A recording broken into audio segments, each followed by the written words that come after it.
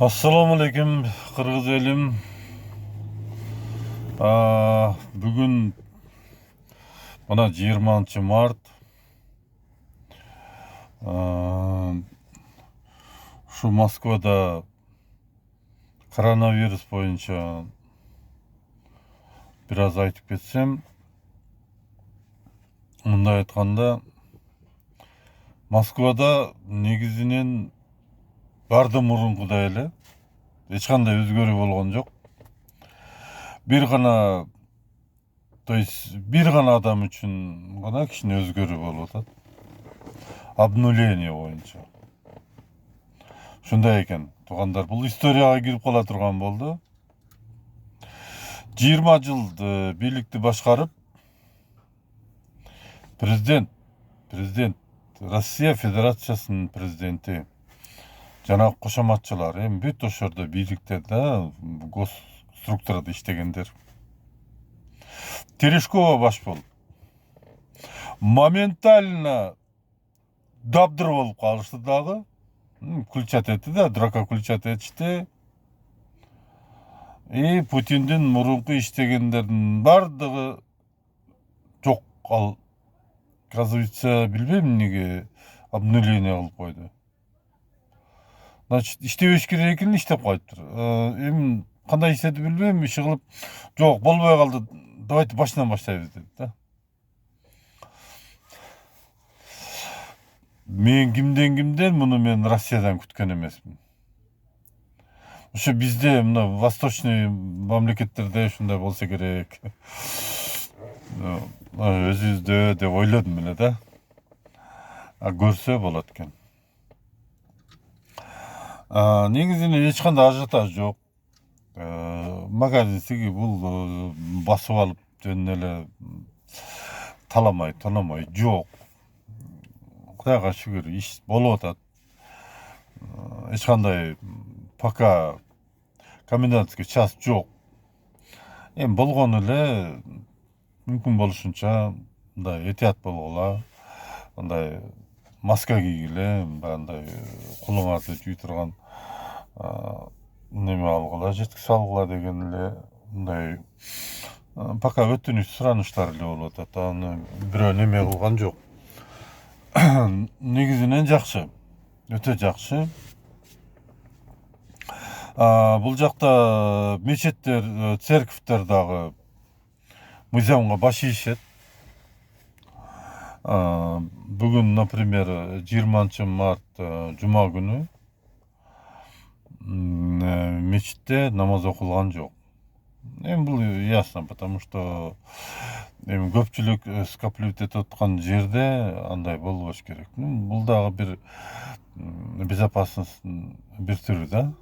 Нормально эле түшүнөбүз. Мисалы үчүн бул жактагы имамдар дагы, ошо мечит кызматкерлери бардыгы туура түшүнүк менен кабыл алышып, бир күн мурун эле уже мындай кабар берип, муфтияттан чыгып, ушундай пятничный намаз болбойт деп, ошондой деп эскертип беришти. Бул эми туура эмес көрүнүш эмес, бул эң туура көрүнүш.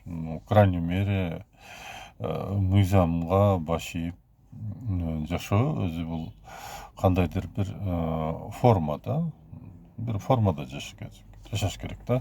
Анан кийин чаржайыт болуп жашаш деген түшүндүрбөйт бул. Эми мен мындай дейм, биз кыргыз мамлекетинде төрөлгөнбүз, кыргыз мамлекетинде чоңойгонбуз.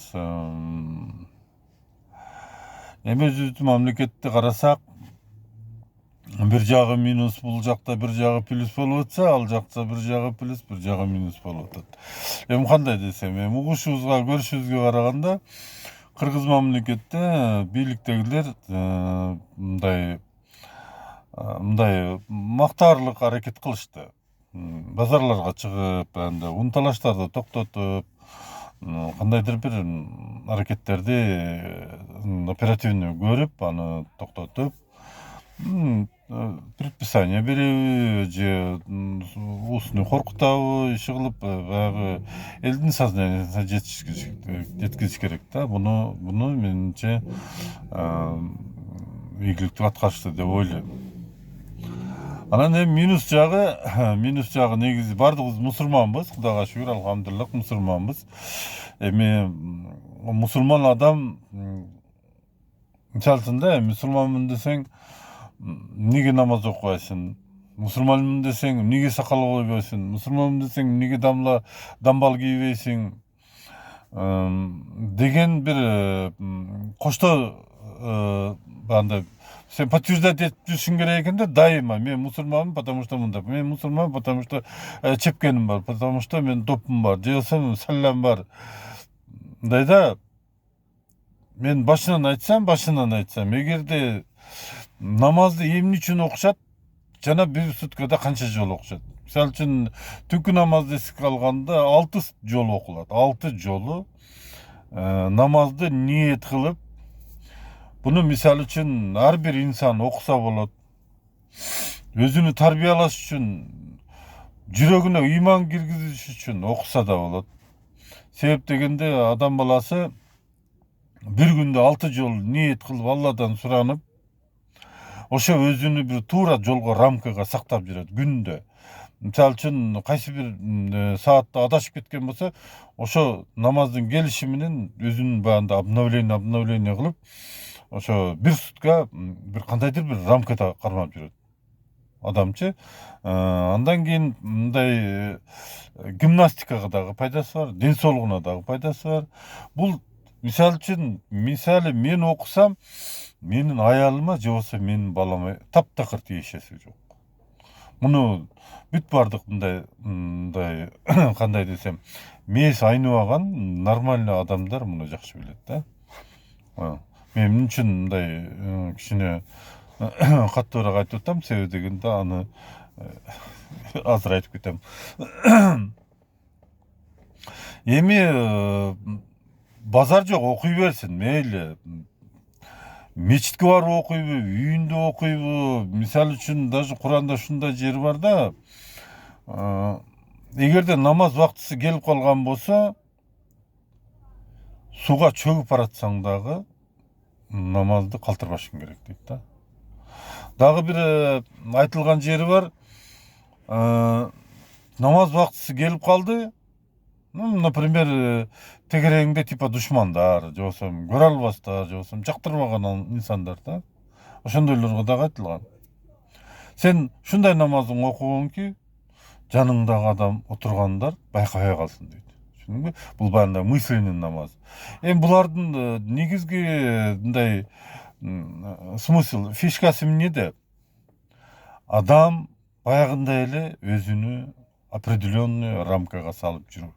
То есть эми конечно, көз деген бир нерсени көрсө кызыгып кетет. Кол деген бир нерсени кармаса сезилип кетет, алгысы келип кетет. Ушундай бир мындай ыйманга жат нерселерден алыс болуп жүрүүнүн бирден бир жакшы методу. Бул заодно гимнастика болот, намаз окуса, заодно тазалык болот, таза жүрөт. Ушундай. Эми баягы сөздү айтайын. Мен өзү Кыргызстанда бир Абдышүкүрдү гана инсан мындай диний илими бар инсандардын ичине Абдышүкүрдү гана сыйлайт болчумун.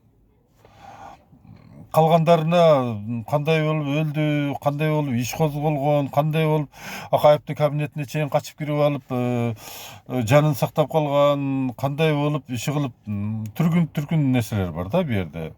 Муну органда иштеген кызматкерлер болсо муну прекрасно билишет. Чепкен кийип эле салланы оролуп жүрүп турупчу, булардын кылган кылыктары, ойлогон ой максаттары, мен айтайын, сойкудан да жаман да. Иттей харам булар да, харам.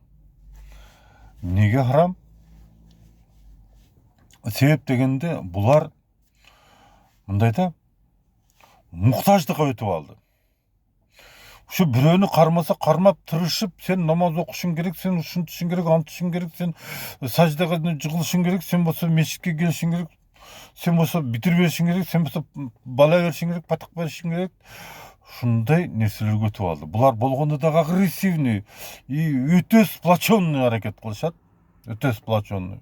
Эгерде байкасаңар, Кыргызстанга барбай эле Кыргызстанды эле мындай байкаштырсаңчы, бардыгы алхамдулиллах болуп кеткен.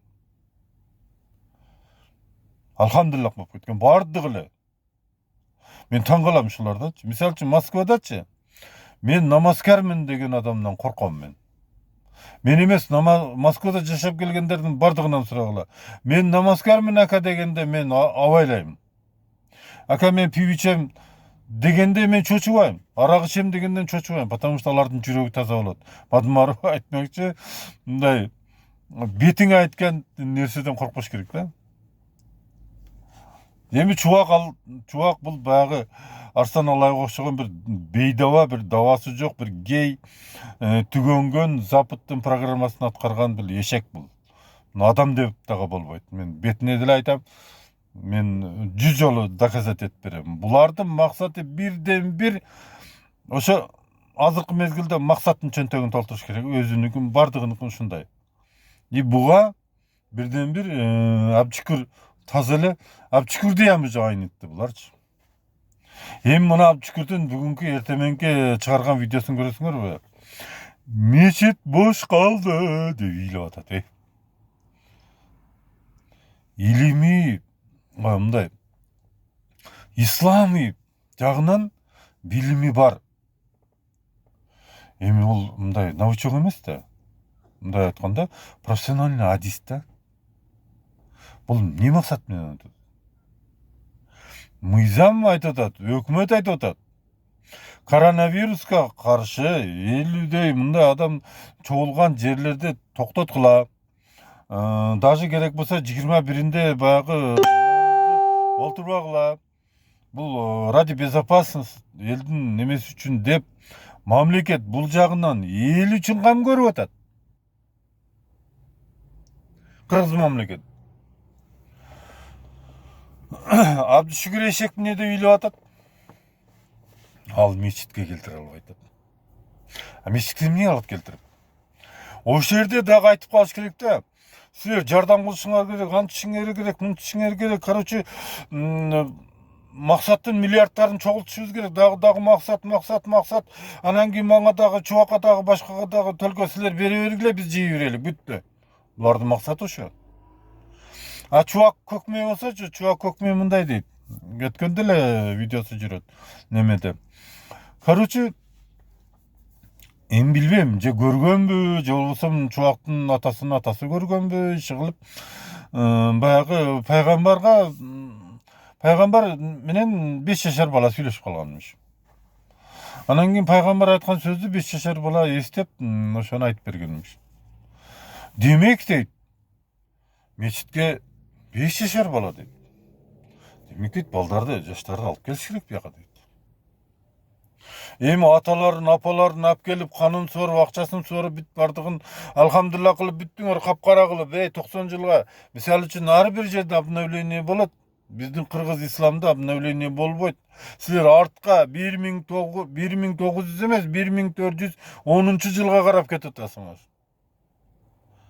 А муну бийлик көрбөйбү, же билбейби, же болсо муну билет. Bunun ключini азыр айтып берем. Мынау коррупция, бүт ушундай коррумпированный элементтердин, коррупциялардын ушундай бир тотал замандын башында ким турат? Религия турат. Неважно, исламбы, православный, религия турат.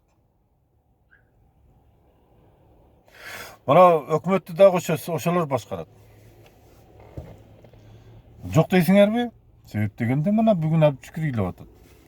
Мен мамлекеттин урганым барбы дейт. Алар керек болсо бизге баш ийет дейт. Айта берет алар дейт. Силер мечитке келгиле дейт. Чубак айтып атат, бул ушундай болобу экен, бир ушундай бир нерсени бир жоого киргизип алсак болот эле. Канча жаштан, мисалы үчүн немеде бар, 14 жаштан 12 жаштан деген ограничениялер бар Куранда.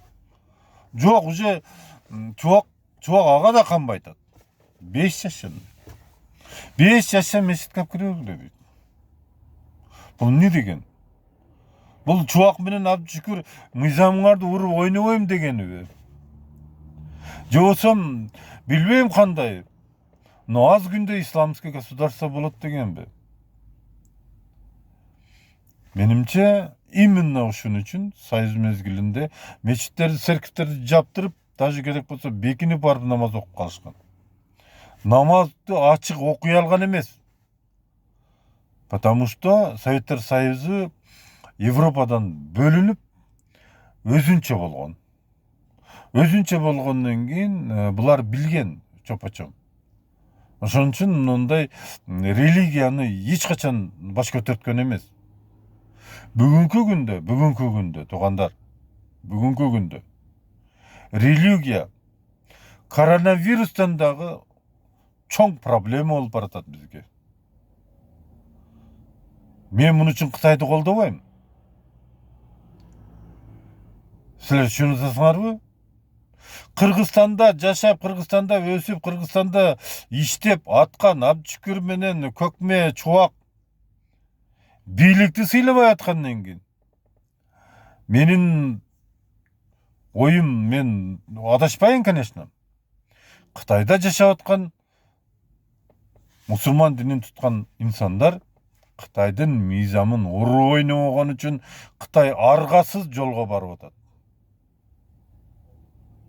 Ошон үчүн мен мисалы үчүн да мындай намаз окуганга, ыйман жолунда жүргөнгө, таза жүргөнгө, түз жүргөнгө мен эч качан каршы эмесмин. Мага деметти бир күндө 24 жолу намаз окугула. Без разница. Но мыйзамда жазылган нерсе бар. Сен эгерде ички законуң болсо, ошол мамлекеттин конституциясына карама каршы келбеш керек да. Сен каерде кимдин алдында жашап атасың, Чубак Абдышүкүр? Кыргыз мамлекеттин ичинде жашап атасыңарбы? Кыргыз мамлекеттин политикасына карама каршы келбегендей кылышың керек. Эшек артист Абдышүкүр, уялбайсың бенең дурайын. Мечитке барып алып ыйлактайсың энең дурайын. Эшек, блядь, сага канча акча берип атат ошо запытың менен? 6 миллион өзүңдүн элиңен дагы ошолор берген акча сага кымбатпы, эшек? Чубакка эми ал бүткөн гей, ал түгөнгөн. Сен нормальный адам белең го. Менин оюмча Кыргызстандагы көп мусулман эмеспи, бардык мыйзамды жакшы түшүнгөн, жашоону туура түшүнгөн адамдар ойлойм мени колдойт деп. Бирок мен силердин колдооңорго муктаж эмесмин, туугандар. Мени мактап же болбосо каралап жазыштын кереги жок. Мен болгон фактыны гана айтып койдум. Мен мисалы үчүн лайк үчүн же башка үчүн муну жазып аткан жокмун. Мен силерден суранам. Мага эч нерсенин кереги жок. Болгону эгерде Абдышүкүр менен Чубактын алдында болуп калсаңар, менин ордума жыга чапкыла, же бир жерин сындыра койгула, болду. Ошол эле. Мен просто аларга жетпей атам да. Жетсем экөөнүн энесин окутатпочумун мен. Ошол, туугандар. Бул жерде мамлекеттин ичинде жашап, иштеп туруп, саботаж кылбаш керек. Бул билесиңер, саботаж деген оор статья. Ошол, туугандар. Рахмат. Эртеңки келе жаткан Наурузуңар менен, поскольку мамлекет тыйып салгандан кийин ошонча жолу май кой жедик, эми нам менен деле тириктел кылып турайлык, туугандар. Бирок мына Абдышүкүр менен Чубакты көзөмөлгө албасаңар, бул коронавирустан да жаман. Тиги Арслан алай го, мейли, ал баягындай безвредный жин экен, аны тимелеп алгыла. Mayli Кудай боло берсин, башка боло берсин, ошо кылып. Кудай болсоң алдап салдап да Кытайдагы карызыбызды жапчайын айында эле койгула. Mayli мен болсоң ошентип эле коймокмун. Барчам, mayli билет деле алып берели, барып Кытайды бир бала кылып карызыбызды кечтирип келчи деп. Бул безвредный адам экен да, мындай. Мүмкүн биз түшүнбөй аткан чыгарбыз. Билбейм дагы. Но бирок мына эшектер, мына эки эшекти срочный, жесткий контроль кылыш керек. Булар уже бийликти уруп ойнобой баштады. Рахмат туугандар, көңүл бурганыңар үчүн.